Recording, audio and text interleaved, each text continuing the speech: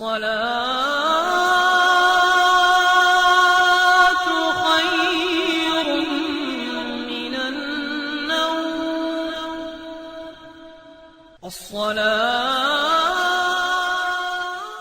اعوذ باللہ من الشیطان الرجیم بسم اللہ الرحمن الرحیم۔ شروع کرتا ہوں اللہ کے بابرکت نام سے جو بڑا مہربان اور نہایت رحم کرنے والا ہے۔ میرے عزیز بھائیوں اور بہنوں، آج کا یہ جو وظیفہ ہے یہ دل کے سکون کے لیے بہترین ہے۔ میں آپ کو بیان کروں گا کہ دل کا سکون کیسے ملے گا اور ہمیں اللہ کی رحمت کیسے حاصل ہوگی۔ میرے اللہ کی ذات کیا کہتی ہے؟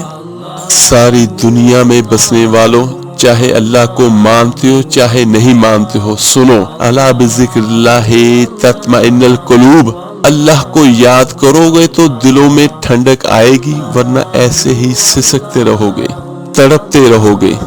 اللہ کو پاؤ گے تو سب کچھ پاؤ گے، اللہ کو کھو دیا تو سب کچھ کھو دیا۔ اللہ ملا تو سب کچھ ملا، اللہ نہ ملا تو کچھ بھی نہ ملا۔ زندگی کے بننے اور بگڑنے کا تعلق باہر سے نہیں اندر سے ہے۔ دل دریا سمندروں ڈونگے، کون دلا دیا جانے ہو۔ اور ہمارا رب کہتا ہے اپنے اندر دیکھ، باہر نہ دیکھ، اپنے اندر جھانک، سب کچھ تیرے اندر پڑا ہے، باہر نہیں ہے۔ ادھر اللہ کو بسا تو سولیوں پہ بھی چڑھ کے مسکرائے گا، پیٹ پہ پتھر باندھ کر بھی ہنسو گے، کانٹوں کی سیج پر بھی تمہیں نیند آئے گی، آگ کے انگاروں پر بھی پھولوں کے مزے محسوس کرو گے، سوکھی روٹی میں بھی اللہ تعالیٰ تمہیں پراٹھے کے مزے عطا کرے گا۔ اللہ کو پاؤ، یہی تو حسین نے کربلا میں کر کے دکھایا۔ ایک طرف اللہ مل رہا تھا تو اس کے لیے سر کٹنا ہے، تیار، بچے ذبح ہوں گے، تیار، خاندان اجڑ جائے گا، تیار، کہ اللہ مل رہا ہے۔ اللہ ملا تو سستا سودا۔ جب اسماعیل علیہ السلام سے کہا حضرت ابراہیم علیہ السلام نے، بیٹا تمہارے ذبح ہونے کا حکم ہو چکا ہے، کیا کہتے ہو؟ تو انہوں نے کہا جلدی کرو، یا ابا تفعل، ابا جلدی کرو۔ تو ابراہیم علیہ السلام سمجھے کہ شاید اسے پتہ نہیں چلا، تو پھر کہا بیٹا تمہیں خبر ہے میں کیا کہہ رہا ہوں؟ کہا ہاں، بڑا اچھا سودا ہے، آپ کے بدلے میں اللہ مل جائے گا، اللہ آپ سے زیادہ بہتر ہے، دنیا کے بدلے میں جنت ملے گی، جنت دنیا سے بہتر ہے۔ پھر معصوم بچے کو خیال آتا ہے ہاں میری ماں کو ضرور تکلیف ہوگی، تو اپنا کرتا اتارا اور اپنے باپ کو دیا، یہ کرتا آپ نے میری اماں کو دینا ہے، جب وہ کبھی مجھے یاد کرے گی تو میرا کرتا دیکھ لیا کرے گی اور تسلی ہو جائے گی، اور آپ نے اپنے کرتے میں مجھے کفن دے کے یہی دفنا دینا ہے، ادھر نہیں لے جانا مکے کی طرف کہ میری ماں کو وہاں تکلیف ہوگی میرا کٹا سر دیکھ کر، اور سر کے بغیر دھڑ دیکھ کر اسے تکلیف ہوگی۔ ایسے اطمینان سے کہہ رہے ہیں حضرت اسماعیل علیہ السلام، ابھی بچے ہی تھے، اور حضرت ابراہیم علیہ السلام دیکھ رہے کہ ذبح ہونے والا بھی ایسی باتیں کر رہا ہے۔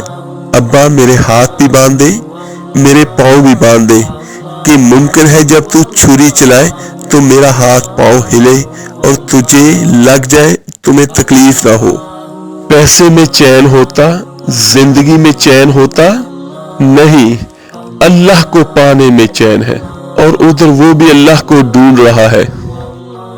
میرے بھائیوں، 60 برس کی دعا کے بعد بیٹا ملا، 60 برس دعا مانگی، اولاد دے دے، اولاد دے دے۔ حضرت ابراہیم علیہ السلام نے اللہ سے دعا مانگی، 60 سال کے بعد اولاد ملی، 84 سال کی عمر، 80 سے 84 برس کی عمر کے درمیان بچہ ہوا ہے، اور جب وہ 5 سے 10 سال کا ہوا ہے تو ابراہیم علیہ السلام 90 سے کراس کر گئے ہیں، 90 سال سے اوپر ہو چکے ہیں، جب مرغی کو ذبح کرتے ہوئے بھی ہاتھ کانپے۔ 90-92 سال کا بڈھا تو مرغی بھی ذبح نہیں کر سکتا، تو اس کو کہا جا رہا ہے کہ بچہ ذبح کر۔ منا کے پہاڑ سختہ طاری ہے، ہوائیں تھم چکی ہے، سورج مدہوش ہو رہا ہے، آسمان کے فرشتے ٹکٹکی باندھ رہے ہیں، ان کی سانسیں اٹک رہی ہیں کہ یہ کیا ہو رہا ہے، کیا یہ بوڑھا کر جائے گا، کیا یہ اپنے بچے پر چھری چلا جائے گا؟ باندھ رہے ہیں اپنے بیٹے کے ہاتھ پاؤں، اور بچے نے کہا مجھے الٹا لٹانا، سیدھا نہ لٹانا، کہیں تیری نظر پڑے میرے چہرے پر اور تو رک جائے۔ نہیں، سیدھا نہیں، الٹا۔ اسماعیل علیہ السلام کی وصیت کو قرآن نے بیان کیا تو حضرت ابراہیم علیہ السلام نے اپنے گھٹنے ان کی کمر پہ رکھے اور ایسے سر کے بال پکڑے، ایک ہاتھ میں چھری، ایک ہاتھ میں سر کے بال، اور یوں آسمان کو اوپر دیکھا اور سر کے بال اوپر تاکہ نیچے سے چھری چلائے۔ وہ چھری چلا کے مطمئن ہے، وہ چھری چلوا کے مطمئن ہے۔ پتہ چلا کہ میری سوچ ہم سب کی سوچ غلط ہے، کسی اور طرف سکون ہے، جہاں ہم ڈھونڈ رہے ہیں وہاں نہیں ہے، اپنی مرضی پوری کرنے میں نہیں ہے، اللہ کی مرضی پوری کرنے میں سکون ہے۔ یوں پکڑا اسے اور آسمان کو دیکھا۔ آسمان کو دیکھنا تھا کہ فرشتوں کی چیخیں نکل گئی، کہا اے اللہ کاش وہ منا کے پہاڑ موجود ہوتے جہاں یہ قصہ ہوا، وہ تو حاجیوں کی وجہ سے انہیں توڑنا پڑا۔ اے اللہ کیا تو مجھ سے ناراض ہو گیا ہے؟ تو یہ سمجھتا ہے کہ اسماعیل کی محبت میرے دل میں تجھ سے زیادہ ہے؟ نہیں نہیں، میرے اندر تو ہی تو ہے، تیرے سوا کوئی نہیں ہے، اور اگر تو نے میرا کوئی امتحان لینا ہے میں حاضر۔ ایک اسماعیل کیا، لاکھوں اسماعیل قربان، اور چھری چلا دی، اور میرا رب صرف دیکھ ہی رہا تھا کہ خلیل کہاں تک جاتا ہے، یاری نبھتی بھی ہے یا درمیان میں ہی چھوٹ جاتی ہے۔ لا الہ الا اللہ ابراہیم خلیل اللہ۔ تو اللہ کی ذات ہم سے بچوں پہ چھریاں نہیں چلوا رہا، وہ صرف یہ کہہ رہا ہے کہ غلط کام چھوڑ دو۔ وہ ہماری ہی ہلاکت اور بربادی کا ذریعہ ہے، یا پھر موت سے ٹکر لے لو، یا قبر کے گڑھے میں جانے سے انکار کر دو، یا موت کے بعد کھڑے ہونے سے انکار کر دو، یا رب کی جہنم کو پانی سے بجھا دو، یا میرے اللہ کی جنت کو آگ لگا دو اور کہہ دو کوئی حساب کتاب نہیں ہے، کوئی کچھ نہیں ہے۔ ادھر سب کچھ مانتے ہیں اور ادھر اسی سے بغاوت کرتے ہو، یہ کیا زندگی ہے؟ اللہ رازق ہے۔ اے اللہ تو راضی ہے کہ میرے دل میں اسماعیل کی محبت تجھ سے زیادہ نہیں، ادھر تو ہی تو ہے، تیرے سوا کوئی نہیں ہے، تو ہی ہے، اور اگر تو ناراض نہیں کوئی میرا پیپر لے رہا ہے تو میں حاضر ہوں، یہ لے۔ اللہ اکبر، یہ چھری چلائی، سات آسمان کے فرشتوں کی چیخیں نکل گئی۔ 2 دفعہ آسمان کے فرشتے روئے ہیں، 2 دفعہ 7 آسمان کے فرشتے، ایک یہاں ابراہیم اور اسماعیل علیہ السلام کے قصے پر، اور پھر 4000 سال کے بعد جب میرے نبی کریم صلی اللہ علیہ وسلم کو طائف میں پتھر پڑے۔ میرے عزیز بھائیوں اور بہنوں، ہر چیز کا حل جو ہے، ہر چیز میں سکون جو ہے وہ اللہ کے ذکر میں ہے۔ بے شک اللہ کی ذات نے دل ہمیں ضرور دیا ہے، لیکن اللہ کی ذات نے اس کا سکون اپنے پاس رکھا ہے، اپنے پاس رکھا ہے۔ 5 وقت کی نماز لازمی پڑھیں، اس سے بھی دل کو سکون ہوتا ہے، گناہوں سے بچیں، اور میں آپ کو یہاں پہ وظیفہ بھی بیان کرتا ہوں، تو انشاءاللہ تعالیٰ اس وظیفے سے آپ کو دل کو سکون بھی ملے گا۔ دل کو سکون کیسے ملتا ہے؟ جب کوئی پریشانی، کوئی مصیبت، کوئی مشکل نہ ہو، اور اگر کوئی ہو بھی تو اللہ کو یاد کریں، تو وہی اللہ ہے جو ہر مشکل کو حل کرنے والا ہے اور آپ کو ہر طرح کا سکون، ہر طرح کی خوشی دینے والا ہے۔ میرے اللہ کی ذات ہے، وہ وحدہ لا شریک ہے، اس کی حکومت سارے زمین و آسمانوں پر ہے، اور ہم اسی کے مخلوق ہیں، اسی کے بندے ہیں، تو اسی سے ہم اپنے اللہ سے ہی اپنی حاجت، اپنی کوئی بھی مشکل، کوئی بھی پریشانی بیان کریں گے۔ تو آج کا یہ جو وظیفہ ہے وہ میں آپ کو یہاں پہ بیان کرتا ہوں، اس کے بعد میں آپ کو بیان کرتا ہوں کہ ہم نے اس کو پڑھنا کیسے ہے، اور ہمارے دل کو سکون کیسے ملے گا۔ یہ قرآن مجید کی سورہ یاسین کی آیت ہے۔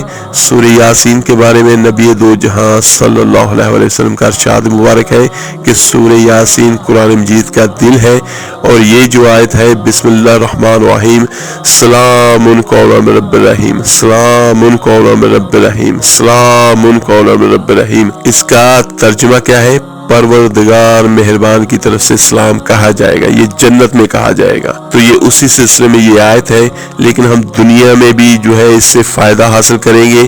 جب اللہ سلام کہے گا تو سلام کا مطلب کیا ہوتا ہے؟ سلامتی۔ تو جب ہمیں ہر طرف سے سلامتی، ہر طرف سے سکون ملے گا تو ہماری زندگی بھی بہترین ہوگی، ہماری آخرت بھی بہترین ہوگی۔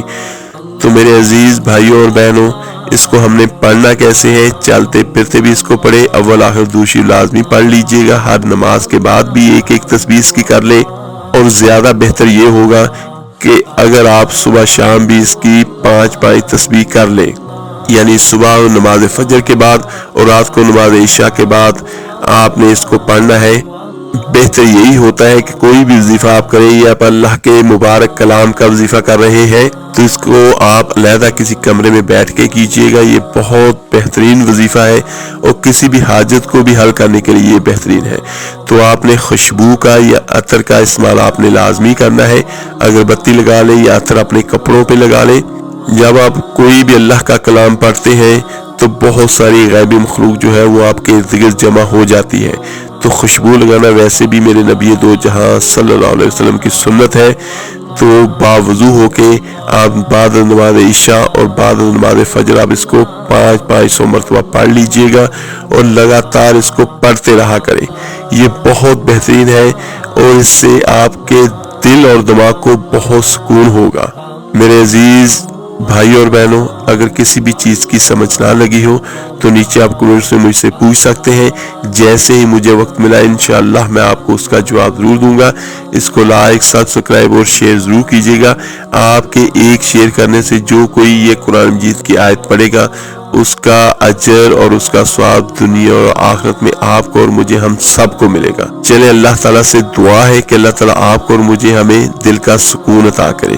اپنا بہت بہت خیال رکھیے گا، ملتے ہیں جلدی انشاءاللہ تعالیٰ ایک نئے وظیفے کے ساتھ۔ اللہ حافظ۔